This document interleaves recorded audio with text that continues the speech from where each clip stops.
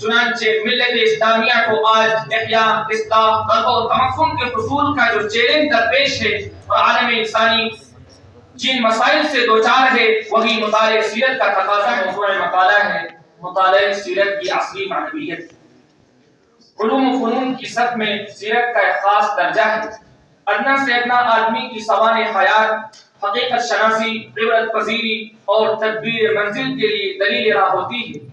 چیجائی کی وہ ایک تاریخ ساز، ایک انسان ساز، ایک قائد تمدن اور ایک عظیم انسان یعنی محمد رسول اللہ صلی اللہ علیہ وسلم کی سیرت پاک ہو، جو صرف ایک فرد کی داستان نہیں بلکہ ایک تاریخی طاقت کی داستان ہے۔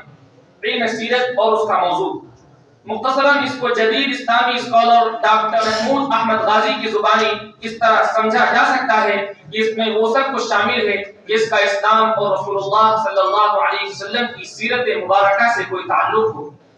مطالعہ سیرت کی ضرورت و معنویت پر ارباب سیر کے اقوال۔ ابن قیم جوزی کے نزدیک سیرت کا علم حاصل کرنا ہر مسلمان کے لیے فرض ہے۔ علامہ شبلی کے نزدیک تمام عالم کو اس وجود مقدس کی سوانح عمری کی ضرورت ہے۔ یہ ضرورت صرف اسلامی یا مذہبی ضرورت نہیں بلکہ ایک علمی ضرورت ہے، ایک اخلاقی ضرورت ہے، ایک تمدنی ضرورت ہے، ایک ادبی ضرورت ہے اور مختصر یہ کہ مجموعہ ضروریات دینی اور دنیاوی ہے۔ محمد ابو شیبہ کے نزدیک سیرت نبوی ایک مجرد موضوع ہی نہیں بلکہ ایک بہترین استاد، تہذیب و ثقافت، اخلاق و آداب کے حصول کا ایک بہترین ذریعہ ہے۔ عصر حاضر میں مطالعہ سیرت کے اصول و مبادئ، ہر دور میں مطالعہ سیرت اور اس کی ترتیب و تعریف کے الگ الگ تقاضے رہے جن کا خیال کیے بغیر مقصود حاصل نہیں کیا جا سکتا۔ سیرت نبوی جو کہ ہر مسئلے کا حل فراہم کرتی ہے، چنانچہ ملت اسلامیہ کو آج احیاء، اصلاح، غلبہ و تمکن کے حصول کا جو چیلنج درپیش ہے اور عالم انسانی جن مسائل سے دوچار ہے وہی مطالعہ سیرت کا تقاضا ہے کہ ہم ان چیلنجوں سے عہدہ برآ ہونے کے لیے سیرت کی روشنی میں ان کا حل تلاش کریں۔